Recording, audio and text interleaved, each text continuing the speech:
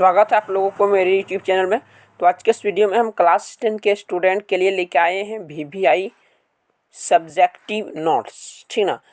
Class 10 के student के लिए हिंदी के, ठीक ना, हिंदी के अध्याय 13 मानिए करुणा की दिव्य चमक के महत्वपूर्ण तथ्य लेके आए हैं। महत्वपूर्ण तथ्य यानी कि जो वीवीआई पॉइंट है, मेन पॉइंट जो हर साल एग्जाम में पूछा जाता है, उस सब्जेक्टिव जो पॉइंट वाइज जो पूछा जाता है, सब्जेक्टिव में हर साल पूछा जाता है, उसके मेन जो लाइन है, महत्वपूर्ण लाइन है, ये सब लाइन से क्वेश्चन बनाया जाता है। वही सब लाइन लेके यहाँ आया हूँ। आप एक तरह से इसको कह सकते हैं कि एक नोट्स है, ठीक ना, नोट्स लेके आया हूँ। अध्याय 13 मानवीय करुणा की दिव्य चमक, जो इसके जो लेखक है वो है सर्वेश्वर दयाल सक्सेना, ठीक ना। महत्वपूर्ण तथ्य देखिए यहाँ लिखा है महत्वपूर्ण तथ्य। वीडियो शुरू करने से पहले एक रिक्वेस्ट है कि वीडियो के अंत तक जरूर बने रहिएगा। तो चलिए वीडियो शुरू करते हैं। पहला जो है वो है एक कहानी में एक फादर के बारे में है और सर्वेश्वर दयाल सक्सेना उसी के बारे में लिखते हैं, ठीक ना। तो देखिए लिखा है, एक लंबी पादरी के सफ़ेद चोंगे से ढकी आकृति सामने है। गोरा रंग, सफ़ेद झाई मारती भूरी दाढ़ी, नीली आंखें, बाहें खोल गले लगाने को आतुर। तो अब यह क्वेश्चन कैसे पूछेगा? क्वेश्चन पूछ सकता है कि फादर का रूप रंग कैसा था। फादर का रूप रंग कैसा था? जब ये क्वेश्चन आ जाएगा फादर का रूप रंग कैसा था, तब आप ये वाला अगर लिख देंगे तो आपको फुल में से फुल मार्क्स मिल जाएगा, ठीक ना। ये हो गया आपका आंसर, ठीक। अगला जो मेन पॉइंट है वो है सर्वेश्वर दयाल सक्सेना 35 साल से फादर का साक्षी था। अब क्वेश्चन पूछ देगा ऑब्जेक्टिव या सब्जेक्टिव में कि सर्वेश्वर दयाल सक्सेना यानी कि लेखक, यही लेखक है, कितने साल से फादर का साक्षी था? तो 35 साल से, ठीक ना। अगला है, फादर को याद करना एक उदास शांत संगीत को सुनने जैसा है, उनको देखना करुणा के निर्मल जल में स्नान करने जैसा था, उनसे बात करना कर्म के संकल्प से भरना था। मुझे परिमल के वे दिन याद आते हैं जब हम सब एक पारिवारिक रिश्ते में बंधे जैसे थे, जिसके बड़े फादर बुल्के थे। कौन थे? बुल्के। अगला है, इलाहाबाद की सड़कों पर फादर की साइकिल चलती दिख रही है। अब यहाँ क्वेश्चन पूछ सकता है एग्जाम में कि किस शहर के सड़क में साइकिल चलती दिख रही थी फादर की? तो इलाहाबाद की, ठीक ना। अगला क्वेश्चन है, अगला जो मेन पॉइंट है वो महत्वपूर्ण तथ्य वो है, अक्सर उन्हें देखकर लगता है कि बेल्जियम में इंजीनियरिंग के अंतिम वर्ष में पहुंचकर उनके मन में सन्यासी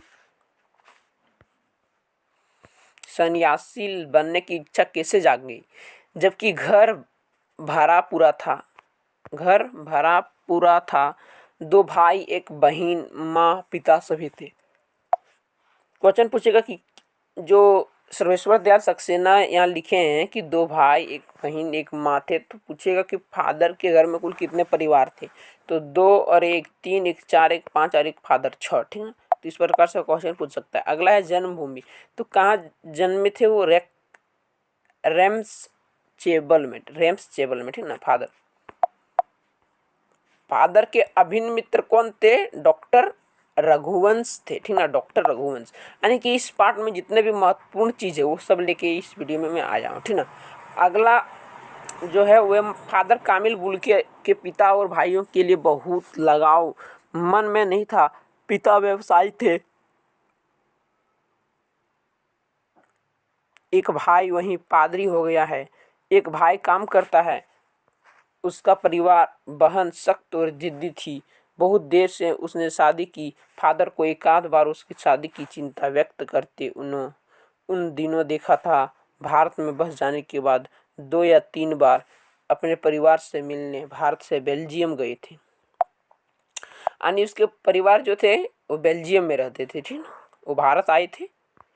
इंजीनियरिंग के अंतिम वर्ष की पढ़ाई छोड़ फादर बुल्के सन्यासी होने जब धर्मगुरु के पास गए और कहा मैं सन्यास लेना चाहता हूँ, तथा एक शर्त रखी। सन्यास लेते समय सन्यास चाहने वाला शर्त रख सकता है कि मैं भारत जाऊंगा।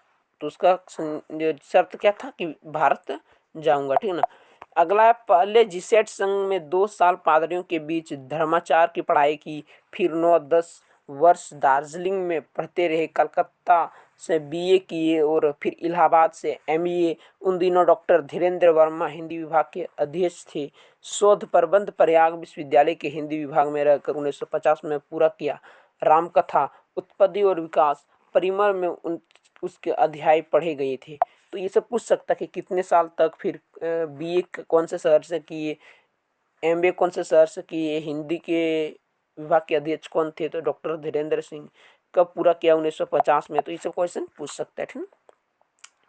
अगला है कि फादर ने मातरलिंग के प्रस्तुत नाटक ब्लू बर्ड, ठीक है, फादर ने मातरलिंग के प्रस्तुत नाटक ब्लू बर्ड रूपांतरित भी किया नीलपंछी के नाम से। देखिए, ब्लू बर्ड को रूपांतरित किया किसमें, हिंदी में, नीलपंछी के नाम से। बाद में सेंट जेवियर्स कॉलेज रांची में हिंदी तथा संस्कृत के विभागाध्यक्ष हो गए और यहीं उन्होंने अपना अंग्रेजी हिंदी कोर्स तैयार किया, यानी कि अंग्रेजी और हिंदी का डिक्शनरी तैयार किया और बाइबिल का भी रूपांतरित किया। बाइबिल को इन्होंने हिंदी में रूपांतरित किया, ठीक ना, जो ईसाई धर्म के बाइबिल होते हैं उसको हिंदी में रूपांतरित किया।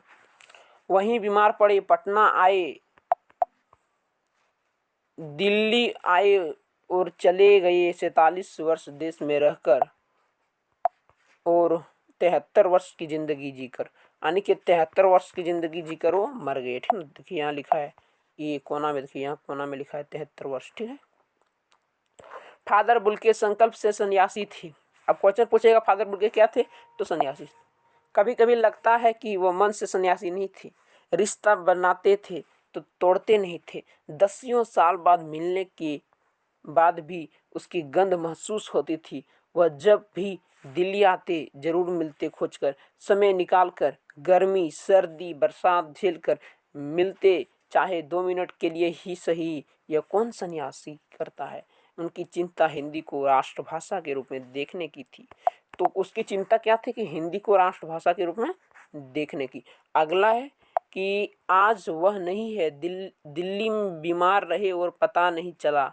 बाहें खोलकर इस बार उन्होंने गले नहीं लगाया। जब देखा तब वे बाहें दोनों हाथों की सूंजी उंगलियों को उलझाए ताबूत में जिस्म पर पड़ी थी, यानी कि वो मर गया था, ताबूत में उसको भर के रखा था, ठीक ना, ताबूत में। जो शांति बरसाती थी वह चेहरे पर स्थिर थी।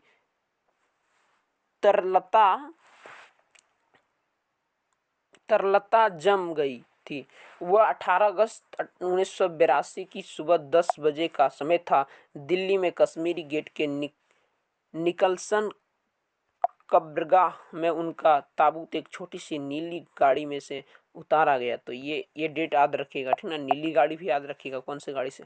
कुछ पादरी रघुवंश का बेटा और उनके परिजन राजेश्वर सिंह उसे उतार रहे थे। फिर उसे उठाकर एक लंबी संकरी उदास पेड़ों की घनी छाह वाली सड़क से कब्रगाह के आखिरी छोर तक ले जाया गया, जहां धरती की गोद में सुलाने के लिए कब्र उस अवाक मुंह खोल लेटी थी। ऊपर करील की घनी छाह थी, चारों ओर कब्रें और तेज धूप के वृत्त। जैनेन्द्र कुमार, विजेंद्र स्नातक, अजित कुमार, डॉक्टर निर्मला जैन और मसीही समुदाय के लोग, पादरी गण उनके बीच में गेरिक वसन पहने, ठीक है, गेरिक वसन पहने इलाहाबाद के प्रसिद्ध विज्ञान शिक्षक डॉक्टर सत्यप्रकाश। ये पूछ सकता है क्वेश्चन कि इलाहाबाद के प्रसिद्ध विज्ञान शिक्षक कौन थे, डॉक्टर सत्यप्रकाश। और डॉक्टर रघुवंश भी, जो अकेले उस सकरी सड़क की ठंडी उदासी में बहुत पहले से खामोश दुख की किन्हीं अपरिचित आहटों से दबे हुए थे।